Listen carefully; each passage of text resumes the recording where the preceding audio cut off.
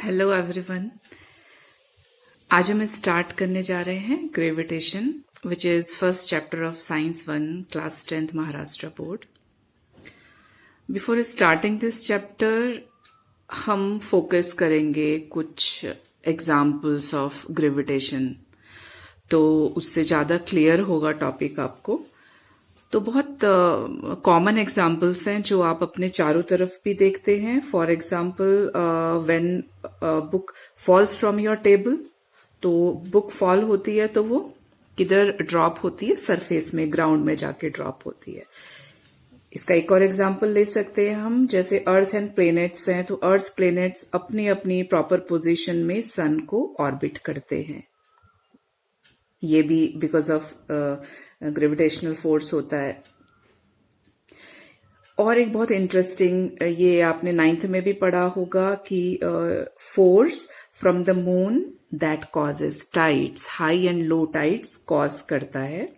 एक फोर्स जो moon exert करता है वाटर बॉडीज पे अर्थ की, that is also because of gravitational force. और बहुत सारे एग्जाम्पल्स हैं ऐसे। आप ये भी कह सकते हो कि force that keeps you walking on the earth, earth पे आप वॉक कर रहे हो, अदरवाइज आप फ्लोट करते। तो वॉक कर रहे हैं तो वो भी एग्जाम्पल है ग्रेविटेशनल फोर्स का। तो ये सारे इसके एग्जाम्पल्स हैं। अब थोड़ा सा हम इसको समझेंगे टॉपिक को कि ग्रेविटेशन स्टार्ट करने से पहले कि ये किस टाइप का फोर्स है। तो ग्रेविटेशन जो है, this is universal force. Universal force क्यों कह रहे हैं हम इसको? यूनिवर्सल फोर्स कह रहे हैं क्योंकि ये कंप्लीट होल यूनिवर्स पर अप्लाई होता है। सारी बॉडीज जिन पे मास है, attraction acting between all matter, जो भी बॉडीज मास एक्वायर करती हैं, कंटेन करती हैं, सब पे ये अप्लाई होता है। It is by far the weakest known force in the nature. तो अब ये फोर्स तो है। अभी देखो हमने इसमें ये 2 पॉइंट्स हैं। एक है कि कैसा फोर्स है, इस फोर्स का अट्रैक्टिव नेचर है, अट्रैक्टिव नेचर, रिपल्सिव नहीं है इसका नेचर। और ये कोई बहुत स्ट्रांग फोर्स नहीं होता। This is one of the weakest known force in the nature, तो ये वीक फोर्स है। एक और इसकी प्रॉपर्टी क्या है कि दो it is weak in nature, लेकिन इसका रीच, इसकी लॉन्ग रीच है।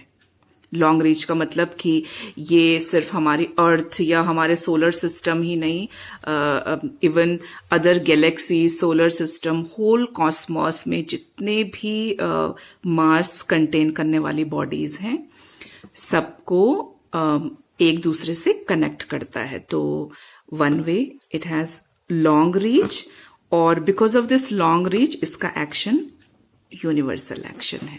ठीक है, तो अभी हम देखें आपने क्या क्या पॉइंट्स हमने ग्रेविटेशनल फोर्स के बारे में देखे कि this force is attractive in nature, और इसके लिए मास होना एसेंशियल, मास होना एसेंशियल है। और and this force is weak in nature, it has long reach, and because of this long reach हम कह सकते हैं कि ये जो फोर्स है ये यूनिवर्सल इन एक्शन है। So this is about gravitational force.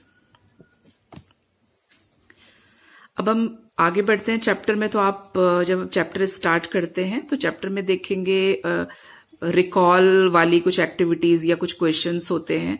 तो वो एक्टिविटीज एंड क्वेश्चंस होते हैं आपके 9th प्रीवियस क्लास से रिलेटेड कि आपने क्या पढ़ा।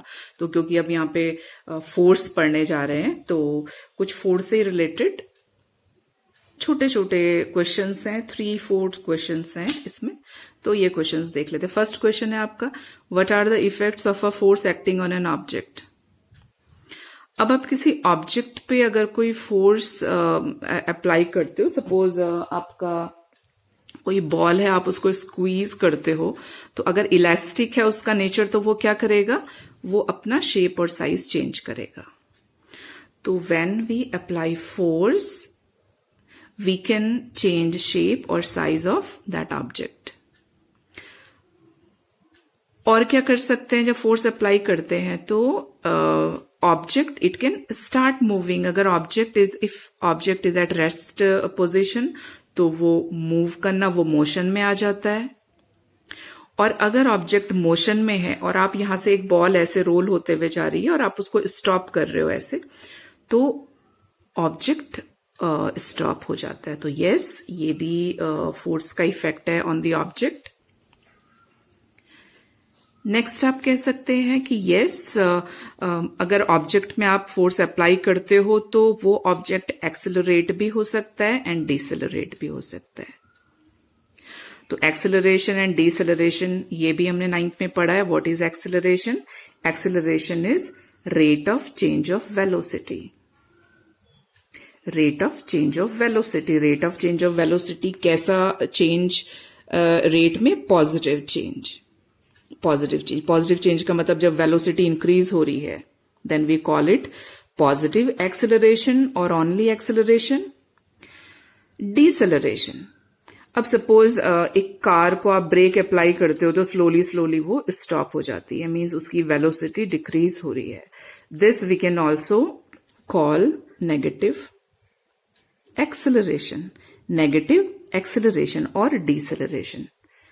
तो किसी ऑब्जेक्ट पे जब हम फोर्स अप्लाई करते हैं तो these are few effects which object shows.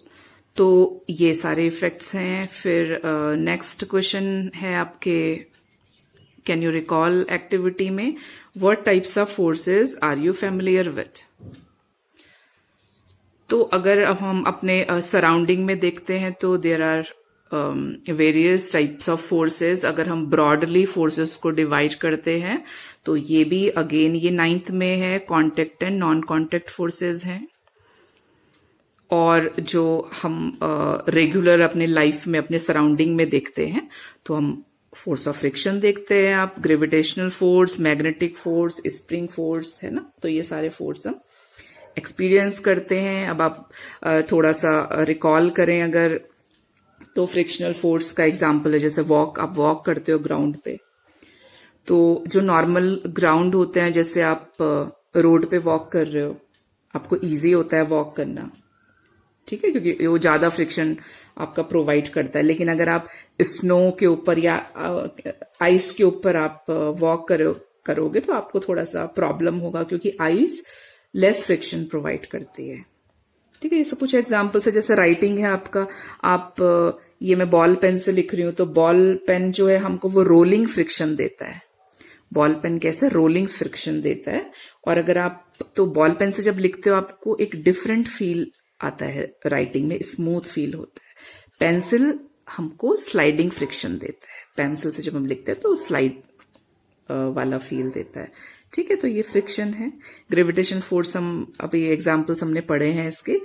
Magnetic force भी आप देखते हो, अगर एक स्मॉल मैग्नेट है घर में तो आप देखो कि इसके जो सेम पोल्स होते हैं वो रिपल करते हैं, ऑपोजिट पोल्स अट्रैक्ट करते हैं. मैग्नेट कुछ सब्सटेंस को अपनी तरफ अट्रैक्ट करता है, जैसे आयरन है. एंड स्प्रिंग फोर्स, तो स्प्रिंग फोर्स है, आप स्प्रिंग, अगर आप कोई स्प्रिंग लेते हैं घर में आपके और उसको आप स्ट्रेच करते हो स्प्रिंग को, और उसको फिर छोड़ते हो तो वो हिट करता है, आपके फिंगर को हिट करेगा. तो वो स्प्रिंग का फोर्स है. जब आपने उसको स्ट्रेच किया, इलोंगेशन हुआ जब स्प्रिंग पे, तो स्प्रिंग ने कुछ एनर्जी स्टोर की अपने अंदर, और जब आपने उसको छोड़ दिया तो उसने वो एनर्जी रिलीज की. वो एनर्जी आप अपने फिंगर पे हिट के फॉर्म में फील करते हो. और बाकी डिटेल में स्प्रिंग फोर्स का वो आप हायर क्लासेस में पढ़ेंगे. नेक्स्ट क्वेश्चन है, ये हम ऑलरेडी डिस्कस किया है हमने. What do you know about gravitational force.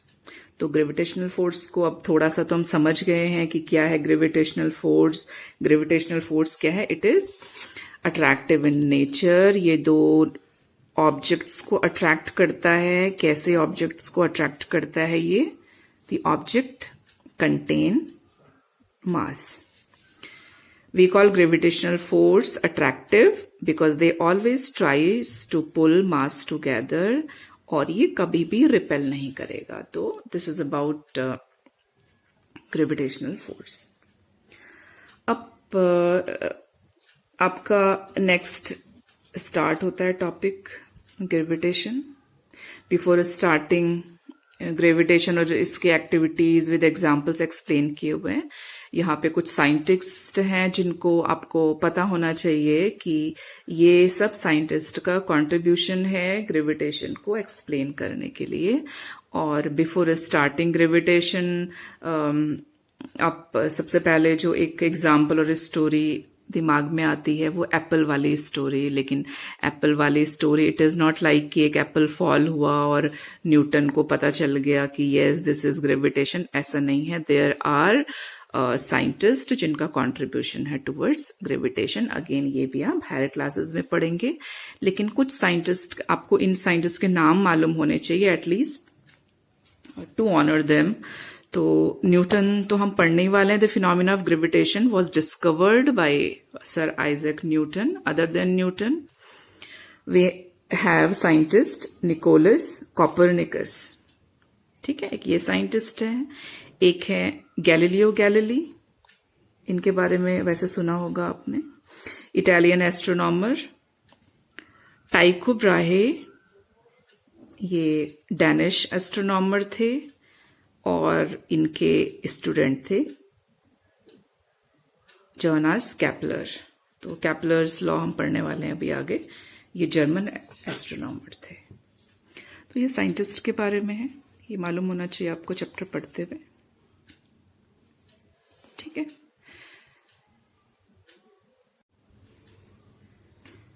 आगे के सेक्शन में आपके an apple falls from the tree वाली एक्टिविटी है।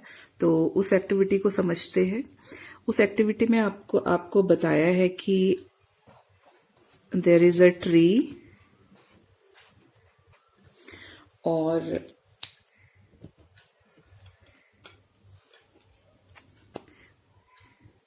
एक एप्पल फॉल होता है अगर ट्री से, ठीक है। और ये अर्थ है, दिस इज द अर्थ।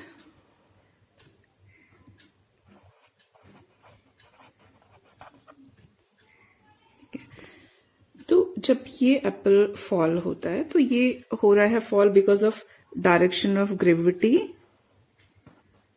का डायरेक्शन है डाउनवर्ड डायरेक्शन। ठीक है, so this is the direction of gravity.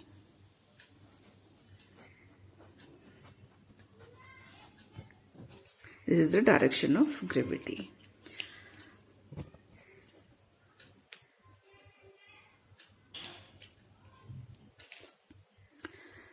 अब ये जो फॉल ऑफ एप्पल है, इसी के रिगार्डिंग क्वेश्चन है। फिर आपके पैराग्राफ जब एंड होता है, why do this Apple not fly of in a horizontal direction.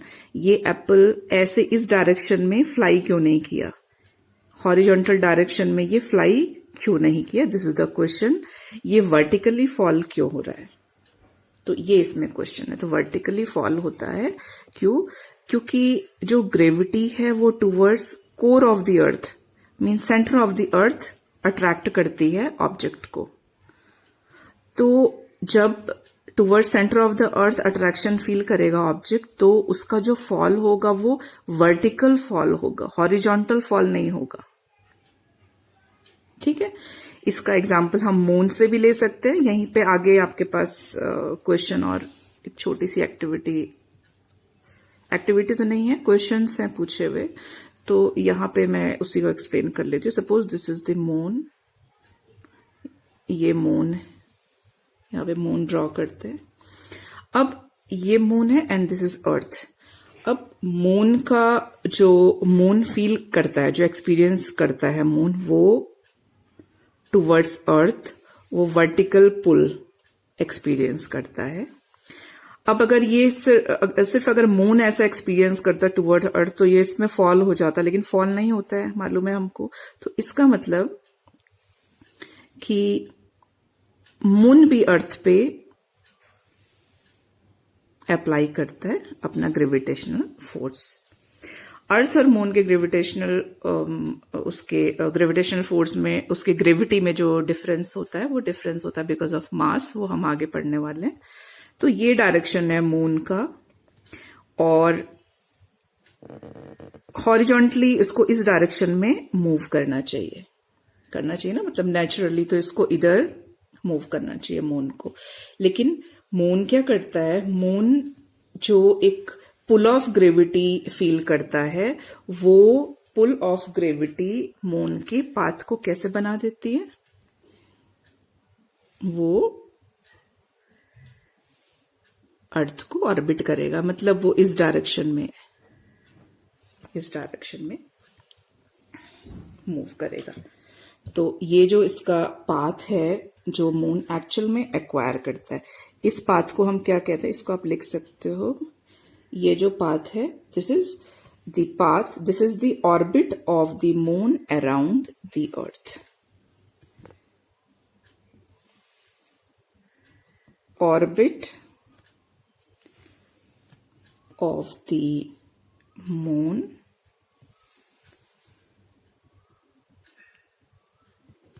Around the earth. ठीक है, ये जो एक्वायर करेगा वो। और ये ऑर्बिट क्यों कर रहा है अर्थ को मून, ये कर रहा है, ये पुल ऑफ ग्रेविटी एक्सपीरियंस कर रहा है, जो कि मून के पाथ को चेंज कर देता है। ये पाथ होना चाहिए लेकिन ये पाथ नहीं है, ये वाला पाथ है। तो ये पाथ मून एक्वायर करता है, मैं यहां पे लिख रही हूं, pull of gravity, pull of gravity that changes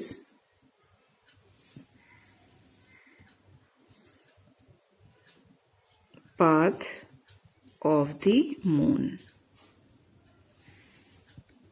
ठीक है, यहां पे मैं स्टार बना देती हूं, इसका यहां पे एक्सप्लेनेशन है ये वाला। तो ये मून के बारे में है। तो फिर क्वेश्चन आपका आता है, why do they not fly of in the horizontal direction. तो ये एप्पल के लिए भी एप्लीकेबल है और ये मून के लिए भी एप्लीकेबल है। नेक्स्ट देखते हैं हम।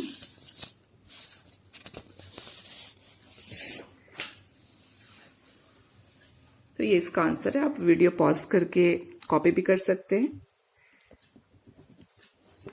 तो हॉरिजॉन्टल फ्लाई क्यों नहीं किया एप्पल ने, because the earth attracts the apple towards itself and this attractive force directed towards the center of the earth.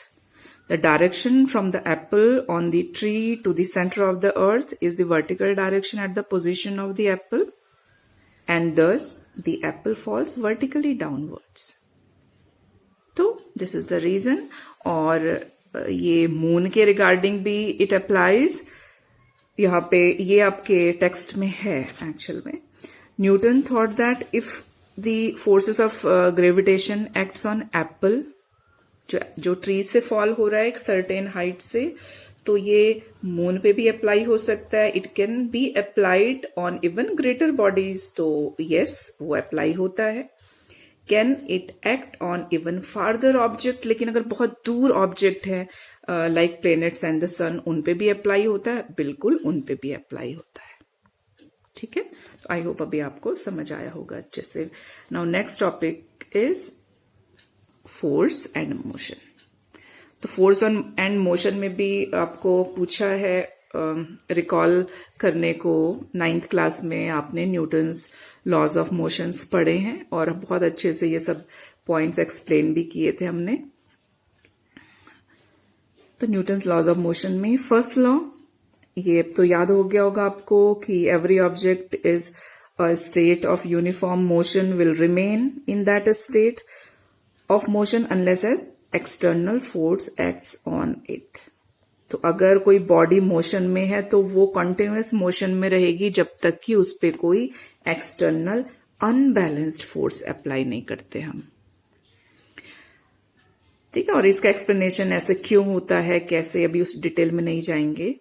तो ये अब छोटा सा एग्जांपल से मैं समझाती हूँ। जैसे आप ग्राउंड में बॉल को किक करते हो तो बॉल थोड़ी देर जाके स्टॉप हो जाती है थोड़ा डिस्टेंस ट्रेवल करके, तो वो स्टॉप होती है because of friction of ground. Ground का जो फ्रिक्शन है वो स्लोली स्लोली उसकी स्पीड को डिसेलरेट करता है ऑब्जेक्ट को। सेकेंड लॉ था F is equal to ma।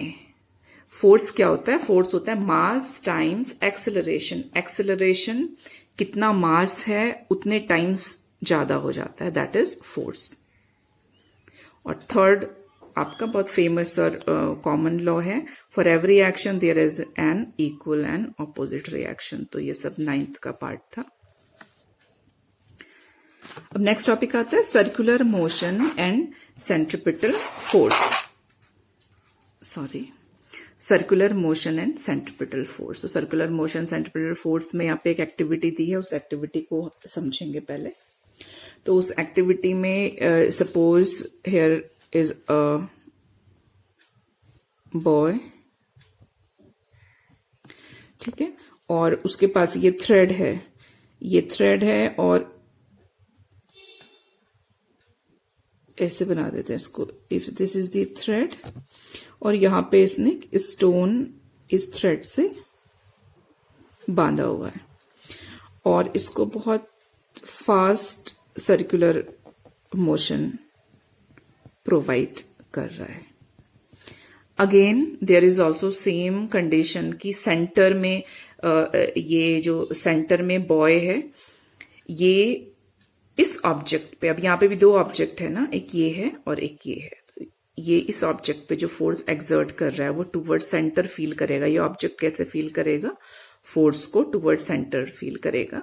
ये कोई ऐसी पोजीशन नहीं है, ये सर्कुलर मोशन की एक पोजीशन बताई है मैंने। आप यहाँ पे भी ले सकते हो उस पोजीशन को, यहाँ पे भी ले सकते हो, कहीं पे भी ले सकते हो आप। तो if this is the position, तो इस पोजीशन में भी क्या है? इस पोजीशन में भी स्टोन को ऐसे चले जाना है, लेकिन स्टोन ये वाला पाथ एक्वायर कर रहा है, ये वाला पाथ एक्वायर कर रहा है। ये एक फोर्स ऑफ अट्रैक्शन फील कर रहा है टुवर्ड्स द सेंटर, फील कर रहा है ये, ठीक है। तो अब ये जो सेंटर सिकिंग फोर्स है इसके बारे में हम इससे पहले भी पढ़ रहे हैं, तो अभी इंट्रोड्यूस होगा कि सेंटर सिकिंग फोर्स को कहते हैं सेंट्रिपिटल फोर्स, ठीक है। अब अगर आप यहां पे ये जो बॉय है ये इस थ्रेड को अगर छोड़ देता है, तो ये जो स्टोन है ये कौन सा पाथ एक्वायर करेगा? ये पाथ एक्वायर करेगा ये वाला, ठीक है। इस पाथ को हम क्या कहते हैं? इसको हम टेंजेंट ऑफ द सर्कल कहते हैं। ये मैथ्स में आपने पढ़ा होगा, टेंजेंट ऑफ द सर्कल। और अगर सिंपल टर्म में बोले तो टेंजेंट ऑफ द सर्कल क्या है? This is a line that touches a curve at a particular point. यहां पे ये वाला पॉइंट ये है, तो tangent of a line is a line जो कि एक पर्टिकुलर पॉइंट को टच करते हुए निकल जाता है। तो ये भी क्योंकि क्वेश्चन है आगे, तो उसमें डिस्कस करेंगे। फिर इस एक्टिविटी के रिगार्डिंग यहाँ पे कुछ क्वेश्चंस पूछे हैं। फर्स्ट क्वेश्चन है, are you applying any force on the stone? तो ये जो आप एक सर्कुलर मोशन में स्टोन को एक थ्रेड से बांध के आप सर्कुलर मोशन प्रोवाइड कर रहे हैं अपने हेड के ऊपर, तो कोई फोर्स अप्लाई कर रहे हैं क्या आप? तो यस, फोर्स अप्लाई कर रहे हैं। कैसा फोर्स है? वो toward centre of the circle. Second question है, which direction is this force acting? तो ये जो फोर्स एक्ट कर रहा है ये toward centre of the circle act कर रहा है। नेक्स्ट क्वेश्चन है, how will you stop this force from acting? अब इसको स्टॉप कैसे करोगे आप? इसको हम स्टॉप एक ही तरीके से कर सकते हैं, अगर हम रिलीज कर दें, थ्रेड को हम रिलीज कर दें, अगर आप छोड़ देते हो हाथ से उसको, तो फोर्स स्टॉप हो जाएगा। What will be the effect on the stone? तो स्टोन पे क्या इफेक्ट होगा? आप जब रिलीज कर रहे हैं तो स्टोन पे क्या इफेक्ट होगा? स्टोन पे इफेक्ट होगा कि it will fly off along a straight line which is the tangent।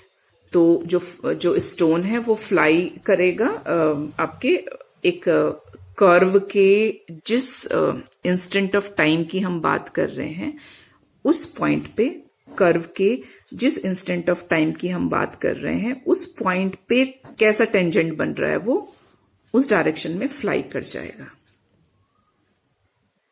ठीक है, तो क्यों फ्लाई करेगा? Because that is the direction of its velocity. अब वेलोसिटी, स्पीड, एक्सेलरेशन ये सब हमने पढ़ा है, क्योंकि उस पॉइंट पे वेलोसिटी का डायरेक्शन यही है। स्पीड जब डायरेक्शन प्रोवाइड करता है हम उसको वेलोसिटी कहते हैं। तो वेलोसिटी का direction that instant of time में ये वाला डायरेक्शन, तो जो भी डायरेक्शन होगा वो उस डायरेक्शन में चला जाएगा स्टोन। ठीक, तो अभी इस सेक्शन को पढ़ के एक नया टर्म इंट्रोड्यूस हुआ है, that is centripetal force. Centripetal कहते हैं हम सेंटर सिकिंग, जो टुवर्ड सेंटर है। ठीक है, उसको सेंट्रीपिटल फोर्स कहते हैं। और बाद में जब आपका पैराग्राफ एंड होता है तो एंड ऑफ द पैराग्राफ ये सारे क्वेश्चंस हैं। तो अब जितने भी हमने कॉन्सेप्ट्स पढ़े अभी, आई होप आपको क्लियर हो गए होंगे, और ये सारे क्वेश्चंस का जो एक्सप्लेनेशन है आप खुद से अब दे सकते हैं। तो these are the questions. Do you think some force is constantly acting on the moon? कर रहा है क्या कोई फोर्स मून पे एक्ट? यस, करता है, that is gravitational force of the earth. What was means the direction of this force? का direction क्या होगा? Towards the center of the earth. How would its motion have been if no such force added on it? Okay. अब ये question में कह रहा है कि अगर अर्थ मून पे कोई भी फोर्स अप्लाई नहीं करती तो उसके मोशन का क्या होता? फिर क्या होता अर्थ का, सॉरी मून का, फिर क्या होता मून का? तो मून सिंपली फ्लोट करता स्पेस में, कहीं चला जाता हो, किसी डायरेक्शन में फ्लोट करते हुए चला जाता। फिर है, do the other planets in the solar system revolve around the sun in a similar fashion? Is similar force acting on them? What must be its direction? तो ये सब क्वेश्चंस हमारे एग्जैक्टली सेम है जैसे एप्पल वाले case में थे। तो आज के लिए हम कंप्लीट करते हैं इसको। Thank you.